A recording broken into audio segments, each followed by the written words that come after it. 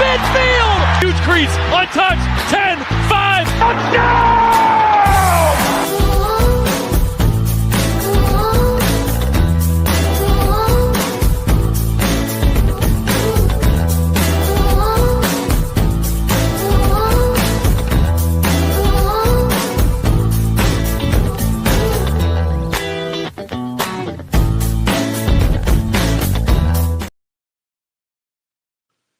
Hey, what's going on, everybody? And it's time for another episode of the 10-5 Touchdown Tigers live talk show with your host, Julio Hennessey. Looking forward to tonight's special interview. We have our first fan spotlight for our interview tonight. So this is where, if you are a fan of the Tigers, please submit emails to the website you see up there in the banner. Let them know, hey, I'm a fan of the Tigers, and you might be selected for the next fan spotlight interview. But before we start today's episode, I got a few things to talk about, y'all. Last week, when I tell y'all who's going to win the Super Bowl, I told y'all them Dirty Birds, them Eagles, was going to be Kermit the Frog, and they did. Hey, if you like football, that was actually a one-sided game. Defense was on the one. Defense line, shot out, 4-man rush all night, sacked the quarterback 6 times. He ain't had it on the breathe, boy. I love every minute of it. I ain't care about three-peat. Didn't want to see a three-peat. All I want to see was them get their feet stumped. They talk so much up about Jalen Hurts, all that kind of stuff, always hate, and he won, baby. So shout out to the Eagles. I am a Bear fan, but when you win, you're doing good things, you got to give love. So I'm going to give love to the Eagles, man. Get up, clap hands, them Eagles, man. Super Bowl champion, man. So, hey, before we get started, though, also, if you tune in, share it live, encourage people to come watch because every episode is a great episode when you're dealing with Tigers, baby. We are not just only a team. This is a culture of football. So tonight, for the fan spotlight, if you have not seen already, we have the amazing SteFunny Denise, known as Stephanie, my homegirl. She's an awesome, does great work in the community, also is a great comedian, also a good person all around. So I'm about to bring her up and start interview tonight. Fan spotlight with Stephanie. Let me bring her up right now and see what's going on. Let's see this. And bam. What, hey. How you doing? How you doing? I'm good, Julio. How are you? I'm good. Above ground, man. Hey, you know, absolutely. My grandma say, you ain't wake up dead, did you? You know. Okay. Gotta wake up to figure that out. But you wake up like Jesus, it's over. ain't no more words. I tried to tell my friend today, if you dead, don't tell me. If you go ahead and die, don't tell me. I'm not good with bad news. Huh? If you die, just don't let me know. So right. Well, thank you for joining tonight. I want to say shout out for being our first fan spotlight for the Tigers women's football team. And we're about to dive into this interview, man. You ready? I am. I'm ready. All right. Can you please tell us about yourself and how you became a fan of the Carolina Tigers? So, I am SteFunny Denise. I am from Virginia Beach, Virginia, originally, but I live in Danville, Virginia. And I've been here for like this is my year 6. I became a fan of the Carolina Tigers because of you, actually, specifically. I knew there was a such thing as women's tackle football because I have a high school friend that actually plays in the Hampton Roads. Her name is Stacy Jennings. Shout out to Stacy. But I didn't really follow up on it because me growing up, I always was looked at like, oh, I know you play football. You big, you strong, you out here on these fields. No, but once I actually started watching you doing the interviews for the team, the commentary, everything for the Carolina Tigers, I had the opportunity to get a chance to like dive in and look at the team. First of all, the team is beautiful. It's full of beautiful women that are uplifting, empowering, and supportive and strong, and they be about their business on the field. So, and then just to be close to Carolina, I can get to a game easily instead of driving 3.5 hours to go back home to watch my team in Hampton play. So it was very recent because I also noticed that they just became a team like it hasn't been a very long time. It's only been since last year. Yeah, this is our first official season. It's upcoming is in July and June. Yeah. Right. So I'm just a fan of women who stay in shape, who take care of their bodies, and who form a sisterhood who like just have camaraderie together. That's what I'm a fan of. So absolutely. Awesome. So with that, so what drew you to women's tackle football, and what excites you most about women's tackle football? That we can do it, and we don't have to be compared to men because there's a field and there's a place for women to play against women at that sport, at tackle football. We play by the same rules, everything is the same. It's just women tackling women. That's it. It don't have to be a male-dominated sport, or women can't do what men do. This is just for the women. This is our own thing over here. Okay. Football itself, like I said, I've been a fan of football. In the beginning, I was a fan of football for all the wrong reasons. I can tell you that. I was a fan of football for all the wrong reasons. But my family, we don't have like a specific team for my family. So everybody kind of like somebody different. Okay. So I kind of just picked my favorite person in the family to follow their team. And that was my brother. So being drawn to football, I became a Steelers fan. So okay. Terrible town. Okay. Yeah. Okay. At first the family was like, my dad was an Oilers fan, then he followed him to the Titans. And then my mom was a Buccaneers fan, but I think she's really a Tom Brady fan because now she like the Patriots. Is he still with them? Is Tom Brady over there? No. Oh, okay. Well, see, Tom is doing commentary, and he's getting better. But when he first started, boy, it was like stick to QB, buddy, stick to QB. Yeah. Speaking of football, I'm gonna hit you with. So, did you watch the Super Bowl this past weekend? Yeah, I actually watched the concert and then I watched the Super Bowl. You watched the concert, then the Super Bowl? Yeah, they happen to have a Super Bowl at the Kendrick Lamar concert. I'm just playing. I watched the football. I watched the Super Bowl. I did. I watched the whole thing. And it got tiring after a while because the Eagles they did not let up on the boys. They didn't let up on them at all. That was a fast game, and it was all I kept hearing was stall them out, Debo. Listen, I asked, I put up a post, said, did y'all even pinch the man? Like, what is going on here? Chiefs, what are y'all doing? Get up! They had Frog and Kermit D. Frog. Listen, I don't know what happened. I was talking about putting me in. I play for you. Pass me the ball. I can do it. So it was a lot. The Eagles is actually my grandma team, so I know she was happy. Word. Shout out to grandma. Word up. Go fly. Dirty bird. Fly bird. Fly. Go birds. Go birds. But Stephanie, what does it mean to you to be recognized as a Tigertown fan spotlight? It's actually very overwhelming. When I get recognized for certain things, I just try to support as many people, as many organizations, as many communities as I possibly can, just to spread love and unity around. So when I get recognized for doing something that I just naturally do, it's like, oh, okay, well, maybe I am doing something good, but I was just raised to do this. So to actually be recognized and be brought on for an interview with you is like, it's exciting. It's good to put my face in a different community also, to show my comedy family and friends another side of me as well, because they only know me on stage as SteFunny, but on the backside, I'm very supportive of a lot of communities. So it's just good to be highlighted. That's all. Oh, well, like I said, we thank you, appreciate you, and what you do. We're gonna dive in a little bit what you do and some of your background, but I want to say that's very true yourself. You really do very supportive of a lot of things outside of the comedy realm. A lot of people, if they don't get a chance, I don't really dive into, or if they are able to get beyond comedy, because we always don't let everybody come into our personal lives when we do comedy. People will see just how much many more layers to you it is besides just the comedy side. Mm-hmm. Now you got a real good athletic background. There. Yeah. You did track.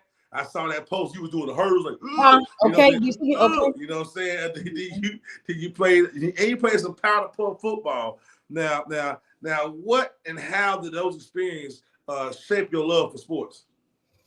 So being raised in the 90s and going up in the early 2000s, my parents were, you going to play sports, you going to do something through the summertime or something during school outside of just going to school and coming home. Like you have to be involved in something. You have to get some type of socialization outside of just going to school and playing with your friends in the neighborhood. So going to my grandma's house when I was younger, I was the fast cousin. I was the fastest one. So when my family realized I was the fastest one, I don't even know how this happened, but my mom took me to like a local track meet and I was able to register and sign up. And I think I came in like second place in the 100-meter dash when I was like 7 years old. And all I knew was I loved it and I wanted to do it for a long time, because if I can beat these people outside of my cousins, that means I'm really fast. That's all that meant to me. And I can just meet new people that like to run like me.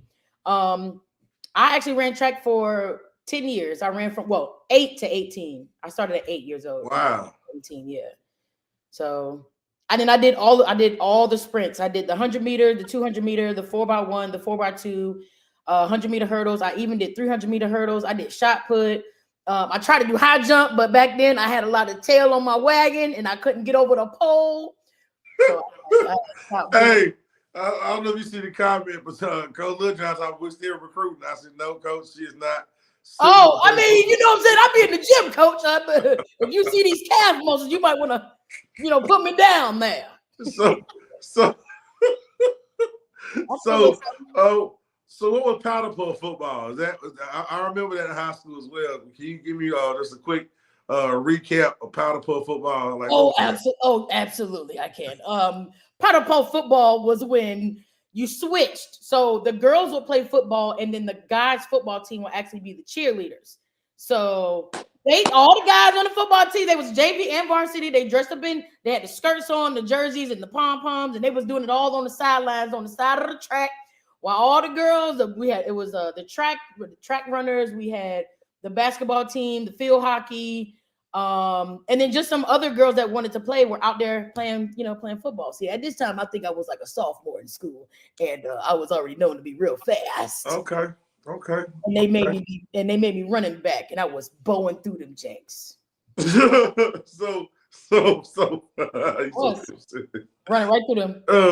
So what was it like transitioning from competing in track and field? So how was it like the transition between track and field, and then also being a fan of football? Like how did that transition for you? It wasn't really a transition. I just like sports. Like I just like all sports. If anything where I have to compete, I'm gonna play. Even if I can't play, if I gotta cheat.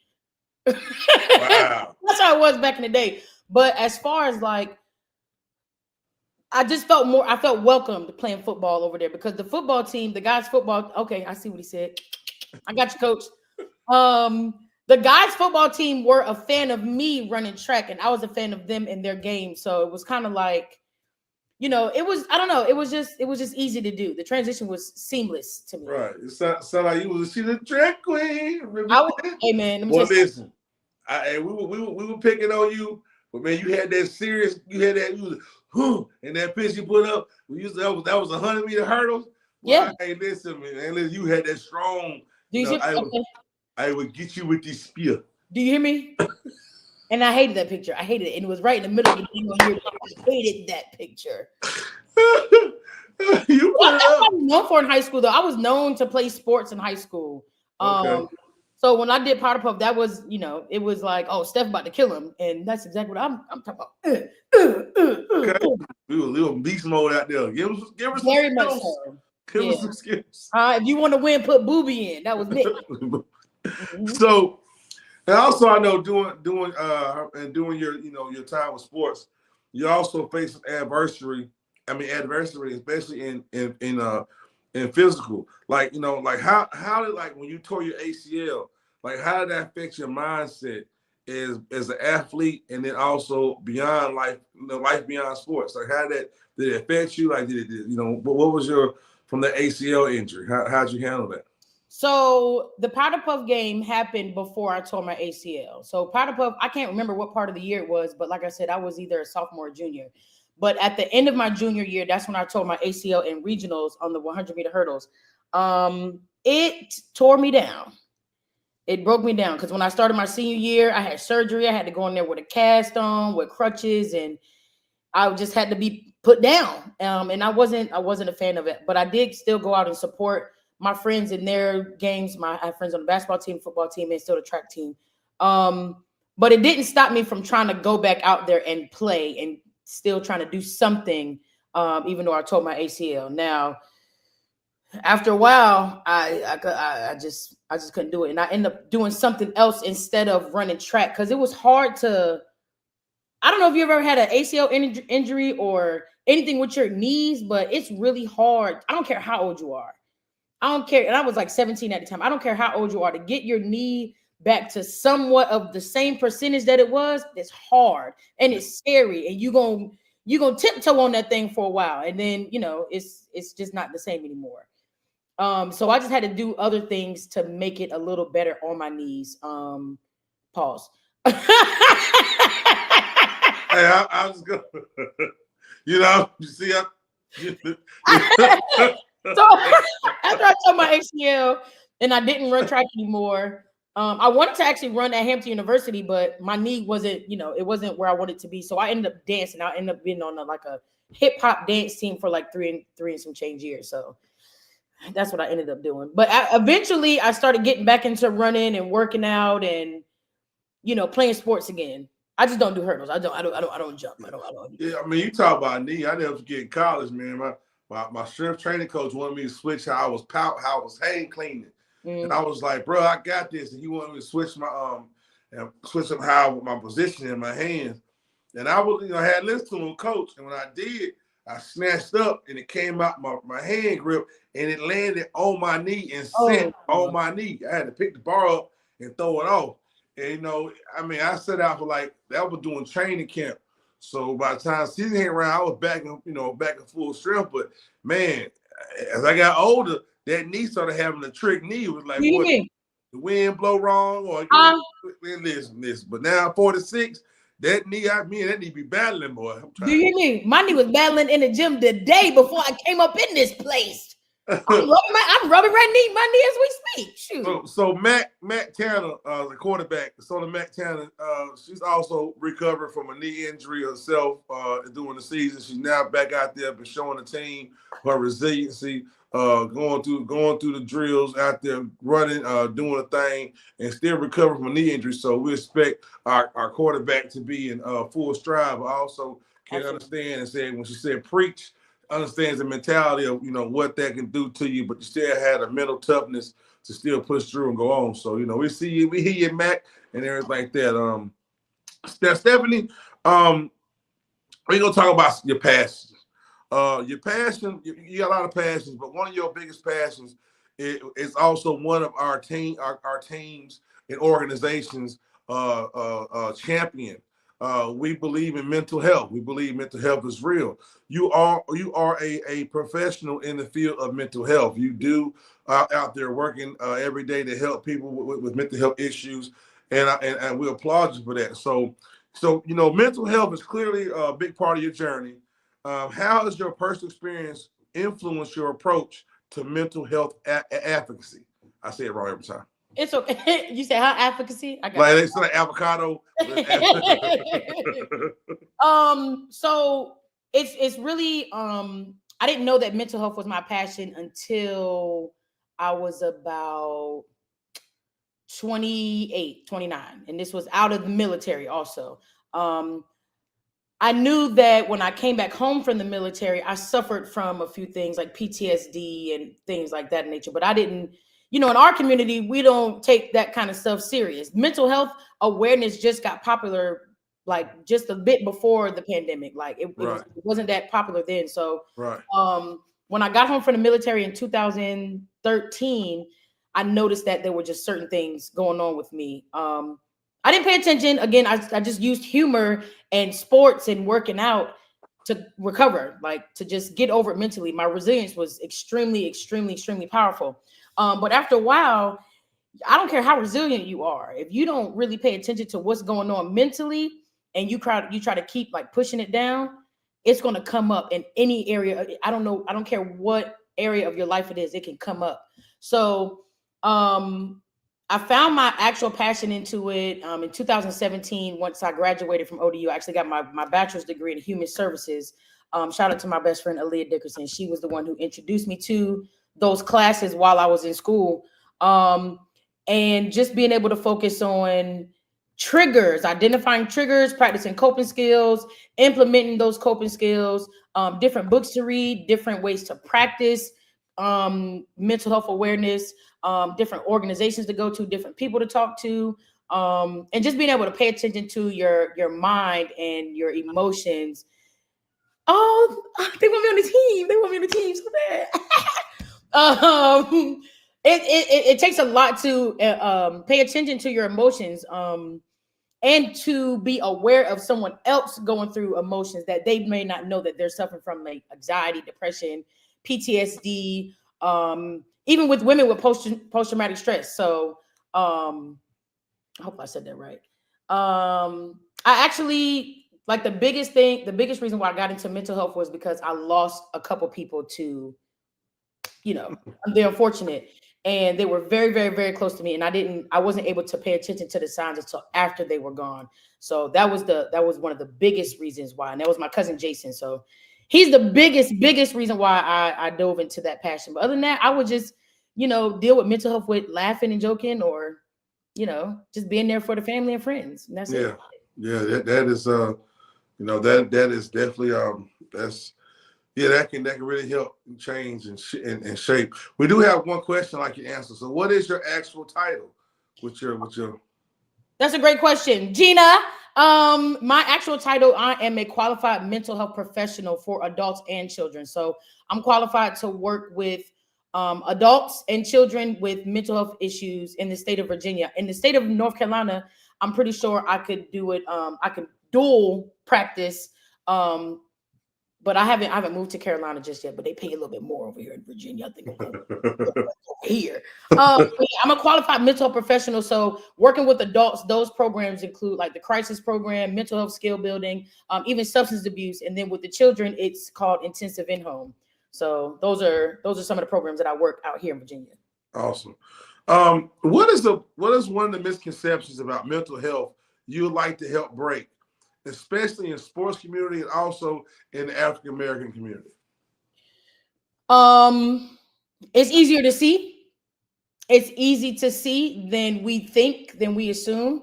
If you are aware of anger, if you are aware of like when someone is triggered and they're like, can y'all hear my cats? I'm sorry. Yeah.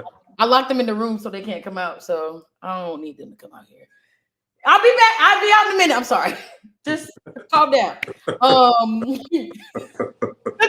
little one gonna try to get up here, and I don't want her to try to get up here. Okay. Misconception. So like I said, it's easier to see than we realize it. It's like anger. It's mouthing off. It's people that go quiet. People that don't talk for a while. It's people that overeat. It's people that overdrink. It's a lot more that you can see than you assume. And everybody is not just okay. You know what I'm saying? And then when it comes to sports, I know it's harder there because people assume that sports is the way that people deal with their emotions and their mental health issues. Oh, well, you have this as your outlet. You can just play football, or you can just play this sport or work out or go around this group of people. It's not always that easy. Like, It's not always that easy. A lot of people have different outlets. Some people don't cry. Some people need to cry. Some people really need therapy. Some people need to have like accountability partners. Some people need to read books. Some people just need to pray and go to God for whatever it is that they're going through. But I think we as a people do need to talk about it more and become, and I don't want to use the frame or phrase emotionally intelligent. I just think we need to become more emotionally aware of what it looks like on ourselves and others, and just be able to articulate to people that we trust when something is going on. I really hope I answered your question. That's good. No, you did. I mean, now how you think, sports, particularly football, can help promote mental health awareness? So I'm pretty sure these women don't play football just full time. I'm pretty sure each of them have other careers that they do, right? And it's all involved in just bringing the community together. I think that when people do play football, we get the misconception that that's all they know. Like, oh, football on the field, I'm throwing it, I'm catching it, we're making touchdowns. It's really not that at all. You have to deal with teamwork, collaboration, mental health. You have to deal with injuries. You have to deal with other people, other women's emotions, as far as like when it's the time of the month and they may be having troubles at home with their kids or their husbands or whatever. So when it comes to sports and what we do outside of them, I think it is best that we bring in some type of just some tools to utilize for our teammates and the community, even just for like what's an example, like talking to fans, right? Like, when they win and everyone jumps on the field, like the whole football thing. Some people they're not used to that. So that's something that the team could talk about. Like, hey, when we do win this, I'm gonna look out for you in case you're not really good with people coming around and being all in your face. And it's just, you need a moment to pause to really live in the moment. I just think if we all had like small tools to utilize, like therapy, counseling.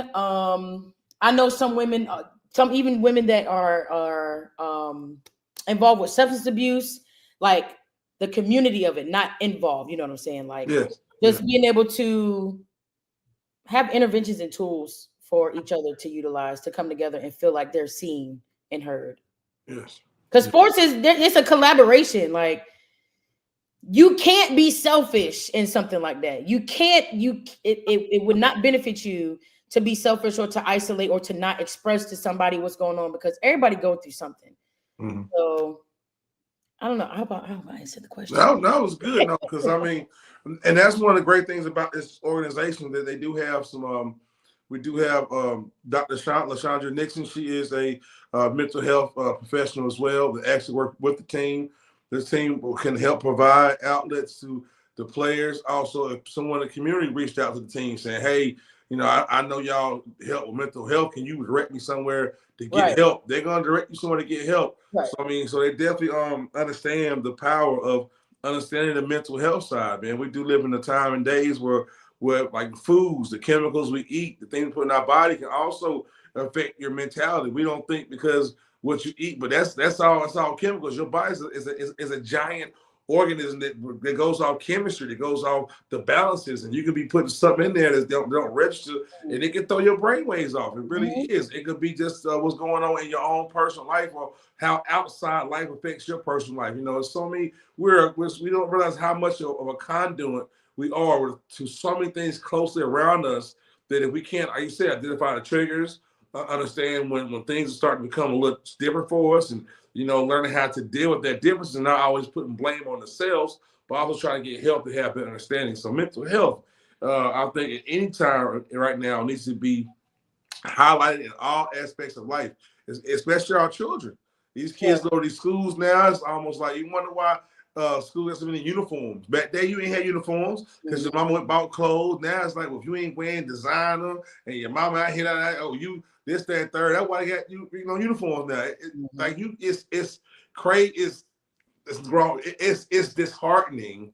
So how much challenges from children to adults face just with normal life, and how people understand just to how to treat one another in some type of respect. So hats off to you for having that, for being that part of your career, taking that part of yourself.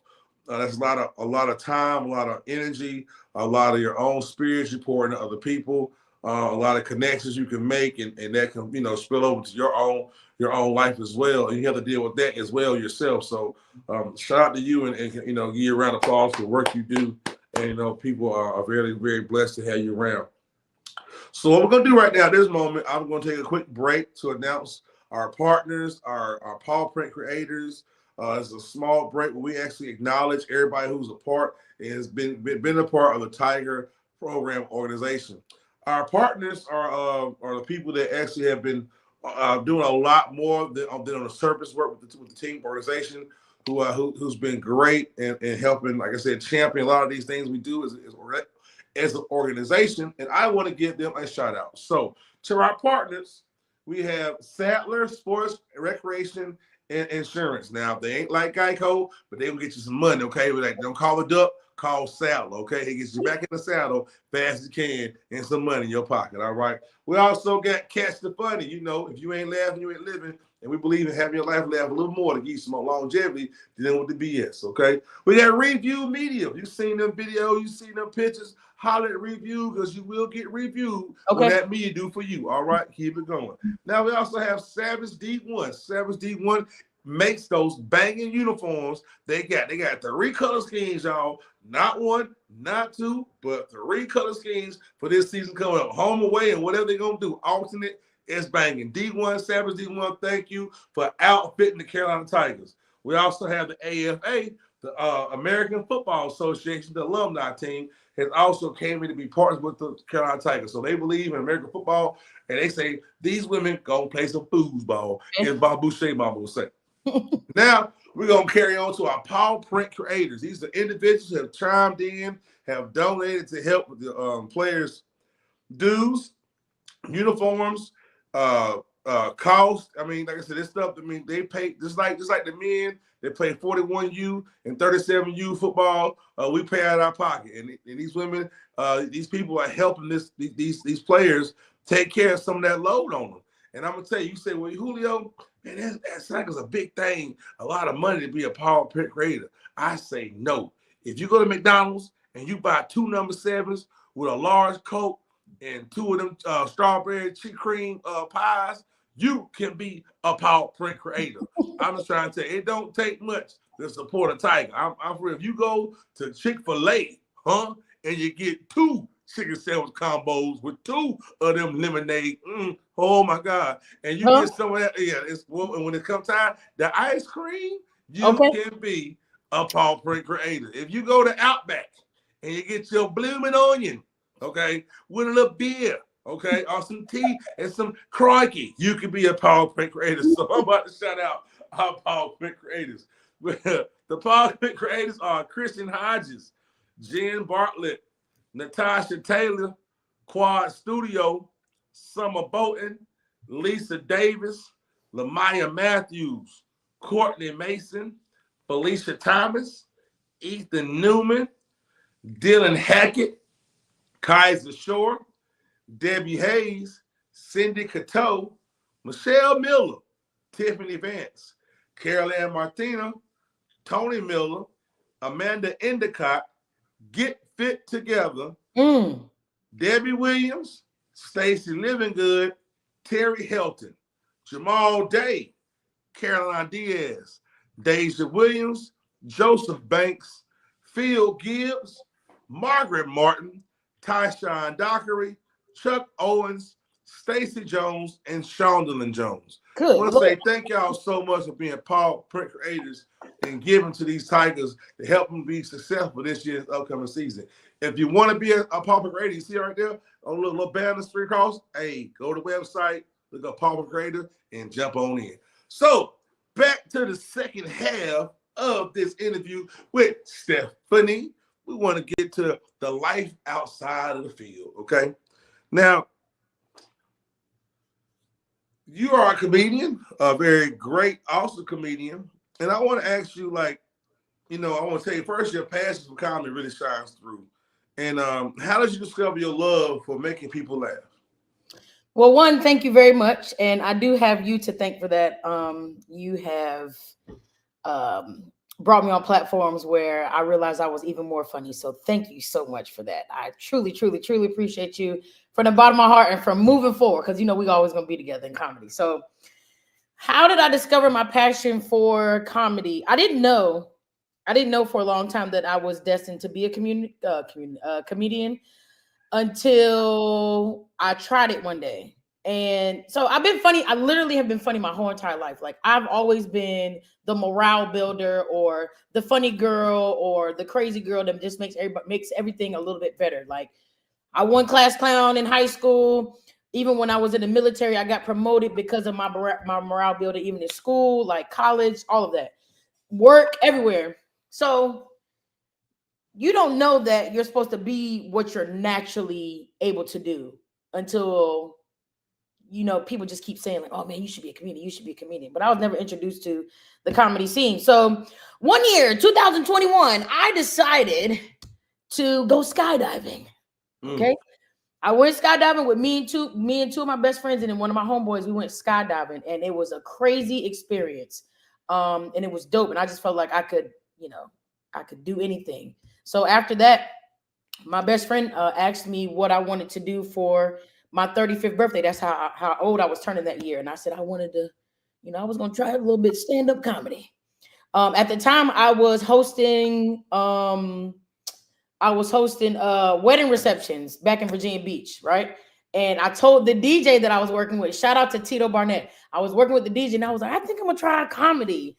And I didn't know that he was already low-key, like, in the comedy scene. Like, he was a DJ for other comedians. So when I told him that, he set up a show and was like, he called me like a month or two before the show. Was like, look, I need you to get 15 to 20 minutes of material prepared. You're going to do your first stand-up comedy event on September 21st, 2021. Who going to do it? So I prepared myself. I had a few people help me write my material, get my stuff down packed, memorized it. September 24th, 2021, sold out event, went second, got a standing ovation, and I have been booked ever since. Awesome. Now, I met your DJ one night. What's his name? The one that put you on first. I met him one night. I was doing some comedy up here one night. DJ E. Sud does a Tuesday night here in Charlotte at a spot called Bliss. So I hit him up and say, bro, man, how about I bring some comedy through with all your rappers and all your DJs? He said, cool, Julio, pull up. So I go in there and do my thing, and the DJ came talking to me, and I mentioned your name. He's like, Stephanie, man, I remember I put on our first show telling you, boy, and you dropped his name, but I can't. He was like, man, I know her, man. She funny from Virginia Beach. Is where your DJ was down here in Charlotte at one of the East Side events, and that's how. Yeah, like a dark skinned dude, right? Kind of big, kind of, like he ain't fat, but big dude a little bit. You feel me? Don't give me listen. It wasn't Tito. I know it wasn't Tito. Who and one of the DJs said they know you real well, and when I dropped your name, he was like, "Yo, tell her I said what's up," and I forgot his name. Let me tell you something about what's been happening to me since I started comedy. My memory just been, real selective and just shaky. I can't remember everybody. I gotta go back and think about this. He's from Virginia Beach, a big DJ. He said he one of your first. Yeah, Joe Pro, we got Joe Pro, Tito. I think with Tito. Tito, that's your complexion though. I'm saying I think it was Tito. Being real. For real? I think it was Tito because he was like, yeah, he was real cool, real laid back cat. He said, yo, I was like one of her first DJ. He said he's DJ with her. I just worked with her. I was a DJ. Yeah, I'm about to say because Tito the only one I was working with back in Virginia Beach. That's what I'm saying. That's what I'm thinking. Small world, yo. Oh my gosh, that makes me want to cry. Yeah, small world. But second question. Okay. Now, how do you balance your work and mental health and with your creative side of comedy? How do you balance all that? Prayer. Work-life balance, basically time management, separating the two, scheduling out time to write material or perform, and then making sure I take my hat off to do mental health, to work with my clients, to go to meetings that we have in mental health. It's not easy. It's not easy at all, but for real, Julio, I don't know how I do it. Let me tell you that. Prayer. That is the answer. That's it. And just kind of like being resilient, just being not giving up, not just trying to execute all the thoughts that I have. You know what I'm saying? Mm-hmm. Hopefully that makes sense. And working out and reading and prayer and sleep and prayer and praying. Yeah, there's no real formula to finding your balance. When you find it, it just works. It just works. That's it. Yeah. But knowing you have to find balance is the key. Yes. I think a lot of us, without even not being comedians, I think a lot of people don't understand the balance in life.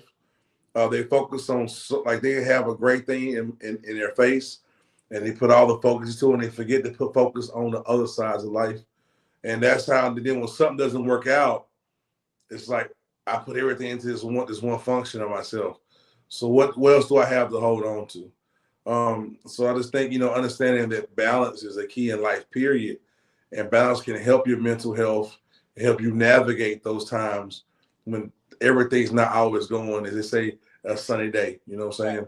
I can tell you this. I can tell you I've experienced burnout quite a bit of times in order for me to be like, okay, I cannot do this much on this end or that end, or I can't spend too much time with my friends here, or I can't spend too much time on social media there. Like, I have to create a space for me, whatever that looks like during that specific time, whether it be sleep, whether it be cleaning my house, like I said, praying, whether it be watching my favorite TV shows or crying or whatever. Like that, experiencing burnout several times is what happened. Like, because I got really excited in comedy, and I was like, I'm gonna just do all the shows. I want to go everywhere. I want to travel everywhere.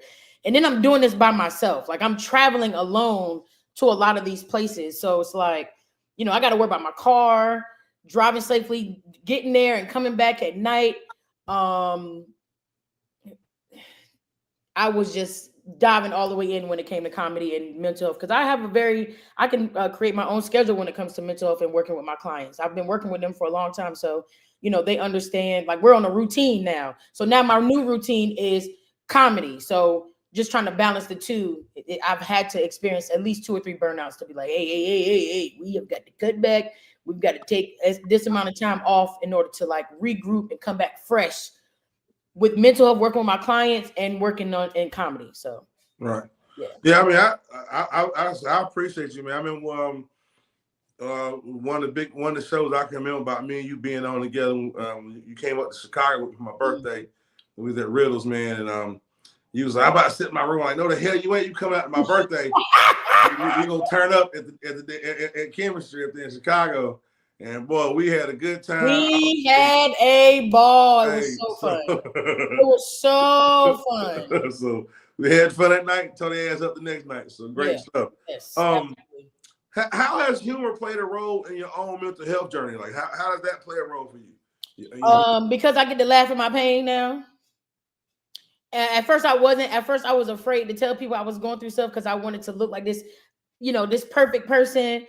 But I'm not. I struggle just like the next person. I'm a single woman with no kids, with some cats. I got a couple degrees. Just because I'm smart and I wear glasses and I'm out here doing everything on my own. It doesn't mean that everything is perfect. Being a strong, independent Black woman is not. It ain't the ish all the time. So being able to talk about it in a matter that is relatable to people, not just women or men or Black people or white people, it's relatable to people in general. And I'm heard and I'm seen and I'm relatable. Like, at first I was just trying to be funny. Now I get to be myself. If that makes sense. Yes. Okay. One last question in comedy. Give me your most favorite female comedian and why. My top favorite female comedian? Dang. I mean, I like to squeeze 2, but give me the one that always resonates for you. And why? For real, Cheryl Underwood. The one specific reason, I'm gonna give you 3 specific reasons. She's loud and I love it. She's dark skinned and I love it. And she wears a purse on stage. Okay, like that's my go-to. Like, I don't know any other female comedians outside of her that wears purses on stage. It's just, it's just like a feature. But I happened to I watched her interview with Shannon Sharp not too long ago. Hilarious. And she is so funny. Yeah. And everything about her, mostly a lot of things about her resonated with me. So with her, I felt seen. Especially my type of female comedian, short, dark skinned and loud. There's one of us everywhere, for real. So just kind of watching her have her own lane, because she was on The View and the talk show and Mm-hmm. And she's known for, like I said, being loud and a big old teeth and big lips. So she just has a specific thing. So I know I am working on my specific thing, like the being strong and the wearing glasses, and people assuming that a little.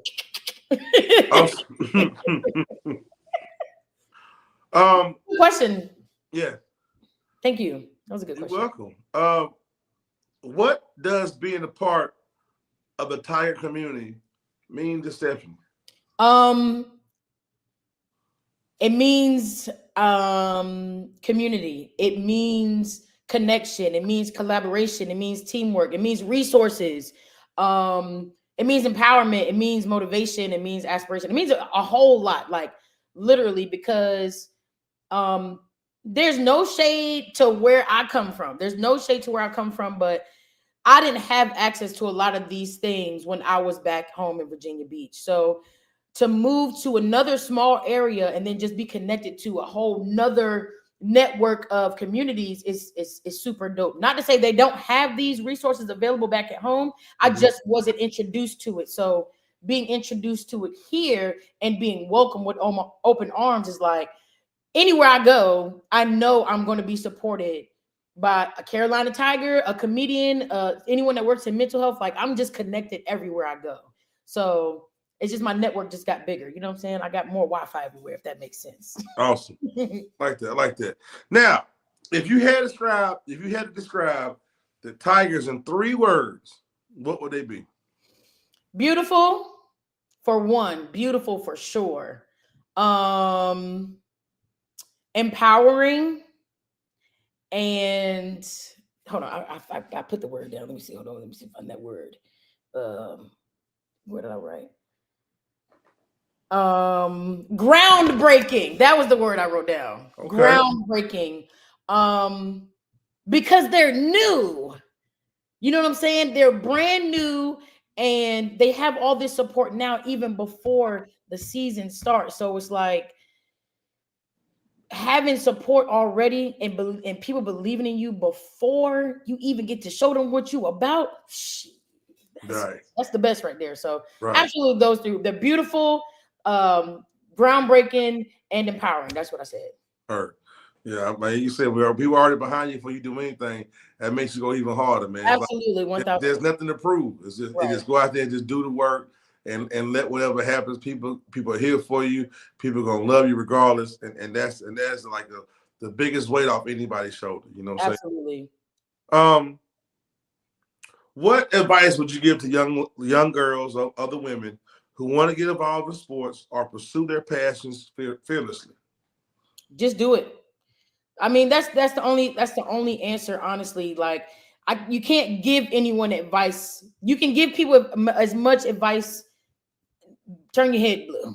If they don't do it, then it ain't meant for them. So just do it. That's going to be the answer. Just do it. If you ain't going to do it right now, do it later. Or if you ain't going to do it at all, you may regret that decision, but just do it. If you feel it in your heart, your mind, body, soul, and spirit, and God has spoken to you through having access to these opportunities, just do it. Play a sport, play an instrument, do whatever. Don't let anyone stop you from doing anything. I don't care how old you are. You can be young or old. Just do it. That's the answer. Ain't nobody else gonna do it. You might as well. Shoot. Can't nobody do it like you.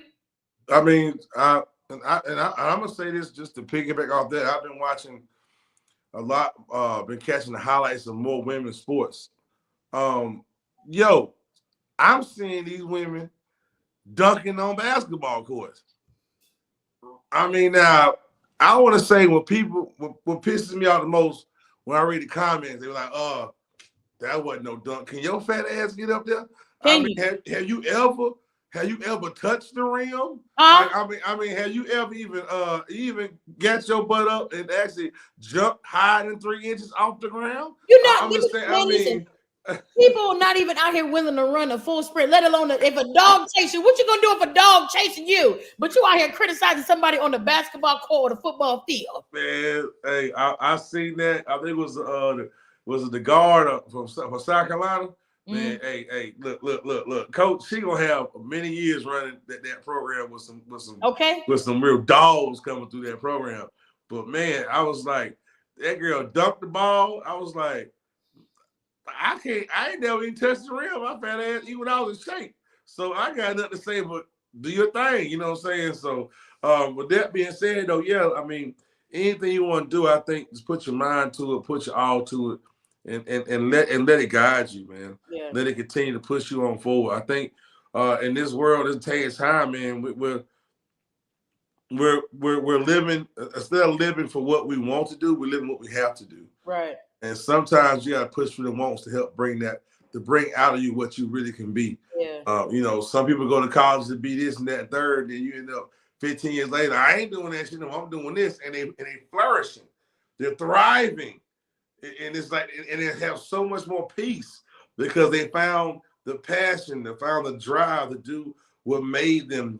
You know what I'm saying? If that makes any sense. It makes perfect sense. It makes perfect. I feel like people do just need to start trying a bunch of different things that they're interested in. And like for me, I ran track, I did the powder puff, I was on the dance team, I went to college, I went to the military, I was working corporate jobs. I work in mental health now, and who would have known I had to go through all of that just to end up being a comedian, knowing I've been funny since I was 5 years old. You know what I'm saying? Like, yeah. You got to just try a bunch of stuff, trial and error, and you'll eventually find the door's gonna open to where you're supposed to be. So I'm gonna say this before I move on. Life's like a buffet. So, like a Chinese buffet. They got American food over there. They got Chinese food over there. They got Korean food over there. Hell, they even got hibachi and Mongolian grill. Yeah. Shit. They even got sushi. You just go around trying everything, and one day you're gonna figure out what your plate really wants on it. And boy, when you find that one plate, whoo, fireworks go off. Oh, what is this accent? I'm sick of you. What is that accent? So weak. Fireworks go off. Come on now. Sick of you. I'm so sick of you. Okay, so as we get to the close of this awesome night, if you could play for the Tigers for one game, what position would you want to play? Running back. Run. Throw me the ball and let me run. Give me the ball and let me boop, boop, boop, boop. Huh? Pow. Huh? Boom. Let me get busy on the huh? Give me the ball so I can run, please. Throw. I can't kick. I don't care how big my legs is. I can't kick. Give me the ball so I can run. Them hoes would never see me coming. Pew, pew, pew, pew, pew. What? Bro. This is Mac is the quarterback? Yeah. Throw me the ball. Huh? Tell me to play, throw me the ball, and I got you. What number do I want? Huh? Hey, when Coach throw you the number, don't mess with fuck around have a jersey made for your ass. 38 and put on the back of that jank, miss sound off. You hear me? Running backs got little numbers. Do running backs have smaller numbers or big numbers? What do they have? I don't know. Whatever number you want. It's 38. Matter of fact, make it 22. Shit. Running back, Matt, throw me the ball. Huh? Yeah, so I'm already short. I'm 5'2". I mean 5'4". Huh? I get real low to the ground. Ow. But being you said you can't catch. When you say you can't catch, Matt would have to hand the ball off to you. See, I can catch, but I have to run and catch. That makes sense? Like I can't stand there and just do it. Like I gotta, hey. Hey, Matt, you got to throw a swing pass, I'm gonna do a front tap in the end zone. Huh? You got to throw a swing pass, Matt. You got to throw a swing pass. Do something like that. Throw the ball to me in cursive. You know what I'm saying? Hey, 38 is taken and 22 is taken. So they are. All right, shit. Goddamn going. Let me get 10. Let me do 10. I think 10 gone. 5'3", 5'4". I think 10 gone too. I ain't mistaken. A lot of them prime numbers is gone, man. Yeah, put you in. I can see you being tell me what number I am. I can see you being number 9. Number 9 on this big back. Huh? Put number 9 on this big old back. Mac, huh? We outside. You hear me? It's a muscle too? Shit. Oh, Lord, goddamn. Why throw me the ball? All right. Running. Sorry, okay. Y'all, I got no, you fine. I'm just saying, I see. We're going to see now. I got so excited. Listen, I'm real competitive. If I get an opportunity, but I can only run like one time. Like, how many times I need to sprint up and down? Oh, yeah, that's the part that get me. Keep going. Good for one play, coach. That is one play, that's it. One game, one play, a little bit of suckers. As long as I catch the ball, out of there. That's all I need. That's all I need. I'm not trying to do it the whole game. That's a long time. Hey, look, Nine is available. Coach trying to get me out there, huh? Putting out on this big back. Huh? Yo, I'm done, yo. Yeah. Put me out there. Give me a little Gatorade bottle. Huh? Put the helmet there. Shit. I'm done. So since you said 9 go on your big bet, what is your favorite game day snack or tradition? Dang. For that bet for number 9 to go. Yeah, I don't know. I think I would just have to sing. I got to be able to sing real loud, like just sing whatever songs and just get it pumped up. I don't got no favorite snacks. I need to stop eating honey buns and such.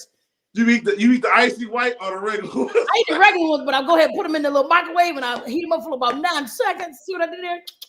For 9 seconds, get it nice and that's really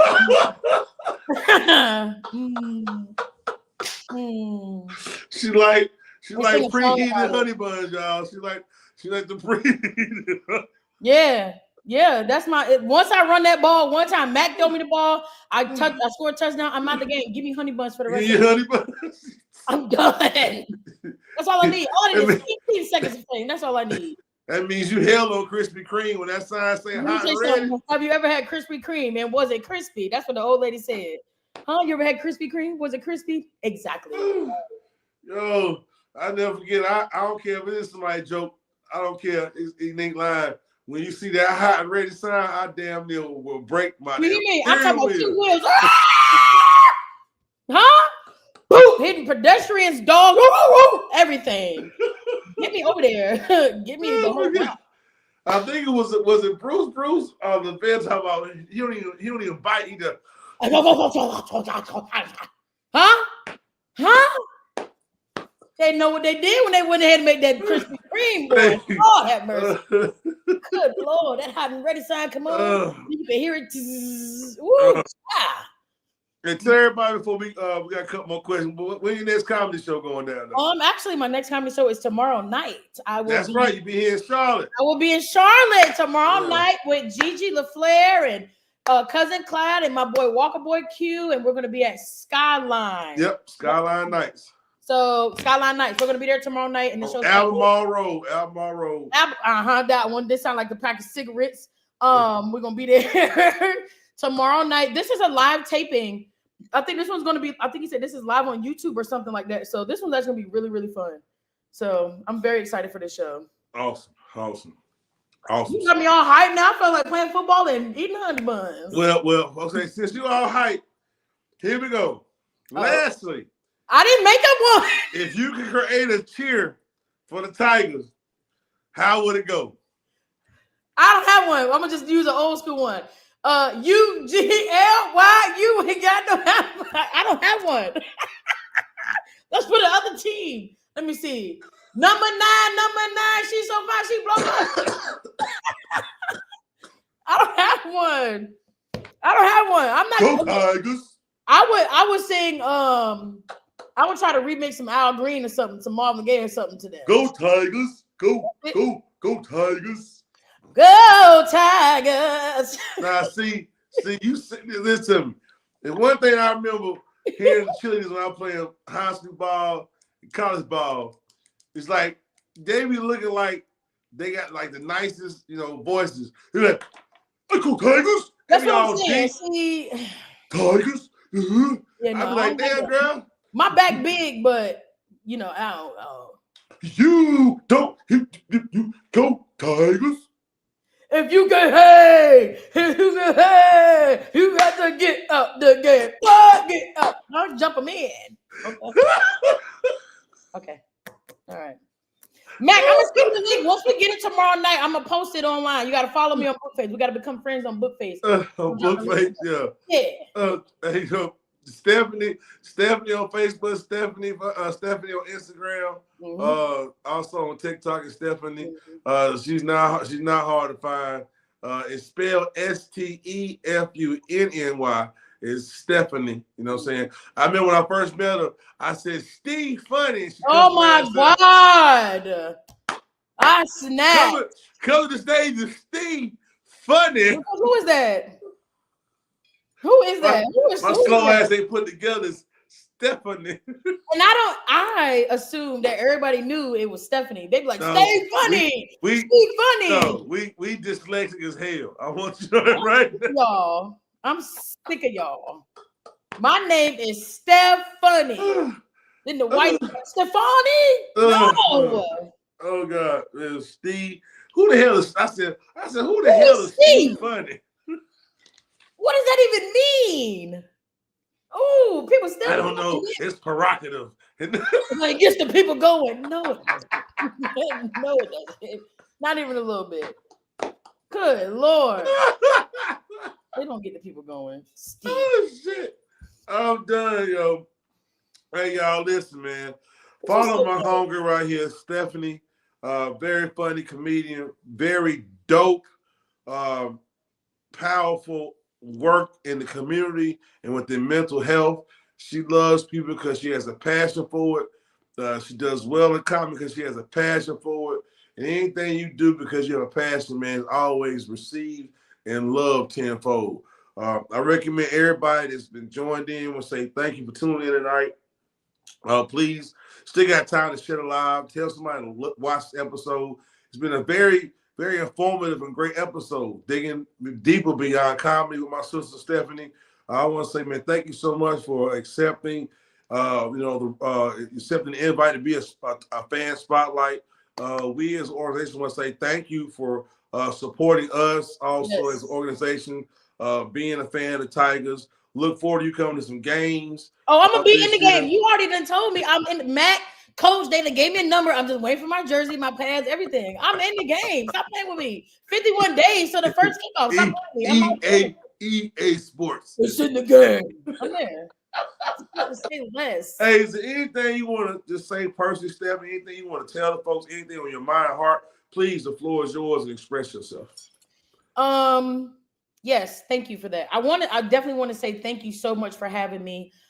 This was an absolute joy to be a part of and to not be shy to share the other side of Stephanie as far as mental health and my journey up into comedy and sports and all of the above. I do want to say, if you got people this is speaking solely like on the Carolina Tigers, they have a support system so big before we can even see exactly what it is that, they do. Just get you a support team and do it. Just do it. When you believe in yourself and you got people that believe in you and God, there's nothing can fail. And don't be afraid of failure. If it don't work out, that just means you can try something else. That's all that means. So I'm just a firm believer in just getting up and trying something. You got to get up, get out, and do something. Don't let the hours of the day pass you by. That's right. All I got. Look, coach got me. Oh, thank you for your service. Thank you so much. I can see the comments now. Okay. Well, I'm also highlighting, everybody. Okay. Oh, there's more comments than that? Yeah, once I highlight a few of them. Give everybody a shout out. It shows I interact with the people commenting. It gives people understand that when you do comment and we want everyone to see your comments. We thank people who chime in and do comment. It's interactive, and this is a great live to be interactive of. And we thank all the people watching who also are fans of the Tigers. So who never know, you might be the next spotlight. All you gotta do is coming up. Send to CarolinaTigers.org. send them an email, say, hey, man, I'm a fan. Tell them about yourself, give them a little biography and say, man, I would love to be considered for a spotlight. You never know. You can get the call. It's about the people who support the team. So thank you very much. You are an absolute great host. Don't let nobody listen. I thank you. I really appreciate thebomb.com. We love you. You're you're the bomb. We love you so much. I appreciate it, man. Contagious. Thank you very much, man. Y'all, please clap your hands. Put them in the chat. Clap the chat for Stephanie, man. We appreciate you. Always look us. Matt Taylor said Battle Buddy. You know what I'm saying? Shout out to the Battle Buddy. Too? Yes, she's also military. I think Army. Am I right, Matt? Me too. Yeah, I think Army. Matt was in the Army, so Matt, as also in her interviews, has always expressed that people know that this is great place, and we also believe in help each other, freshen the mindset. So, shout out. I was thanking for your service and being there. A lot of people don't say enough. People who have been in service, thank you so much. Absolutely. She said, "Yeah, hoo-ah!" Army of one. You know what I'm saying? So we thank you very much. But man, you have a good night. I'm about to calm you down. But again, Steph, y'all follow Stephanie. You ain't follow her, please follow her, man. She's awesome. And we thank you so much for coming on tonight, Stephanie. You have a wonderful Thank you so much. I appreciate you guys. Go Tigers! All right. That was Stephanie, man. She is hilarious, man. Great person, great comedian. Honored to have her on tonight, man. Y'all follow her, check out. She's going to drop links for the show tomorrow, so y'all can also watch the live link. Before I close the show out, I want to say a quick thing, though, just to piggyback on everything. Man, find your passion in life. Live your life to the fullest. If you're not laughing, you're not living. Laugh more to live longer. I want to say, see y'all next week. I'm Julio Hennessey. We out for the 10-5 touchdown Tigers. We'll see you next Wednesday, y'all. Them Tigers, orange, white, and purple. Y'all better take a seat. Carolina Tigers, you know we can't be beat. Hey, say go Tigers. Hey, run up on them, make that play all day. Hey, say go Tigers. Hey, line them up, we'll make them pay. We don't play. Hey, say go Tigers. Hey, hard hits, big plays, that's our way. Hey, say go Tigers. Hey, Carolina Tigers, you know we gon' slay. Stepping in the jungle, it's a death wish. We Tigers on the hunt, coming out the mist. Try to count us out, now we gonna grind. Y'all can move out the way, it's our time to shine. Our claws are out, ain't no holding back. We the new champs here and we're on attack. You want the smoke, well, we're bringing the fire. Wanna feel the heat if that's your desire.